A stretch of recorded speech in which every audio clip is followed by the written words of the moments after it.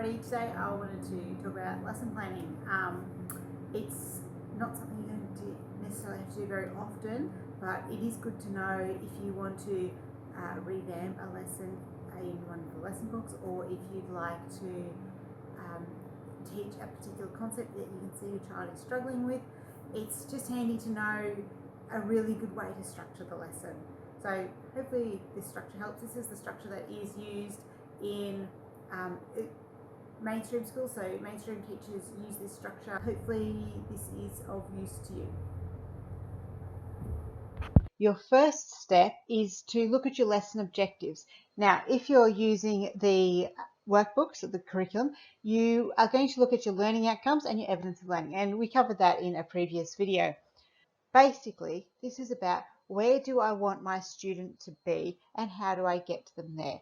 What is the end goal of this lesson?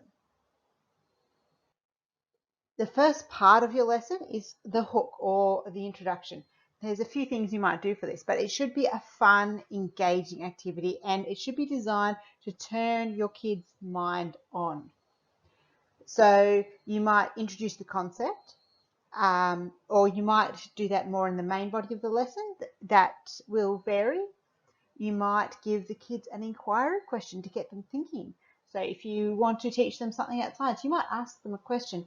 Hey, why does one end of the magnet attract and why the other end it repels, it pushes away? What is happening here?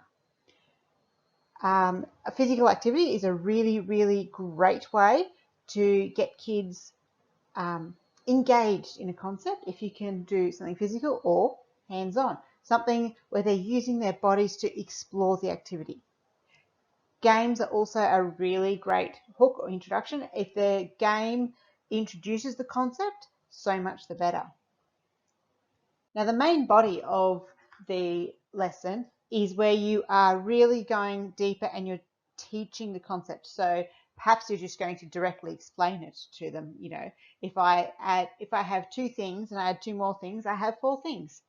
Perhaps you'll model it. You might get it using the same example. You might get two blocks and add two crayons and put them together, and you have four objects to show how that works. Maybe you can watch a video. There may be a YouTube video that really shows this concept really, really well. Watching a video actually is also a really good hook or introduction. You can do that. You can put that in there as well. You might discover the concept through an activity. So your teaching tool might actually just be an activity that's exploring that. So this is particularly true for science, where you're teaching forces. Things like maths, getting the kids to do authentic research into history or geography is also an example of teaching, discovering through an activity. And you should also have an activity to consolidate the concept, to solidify it in the kids' minds.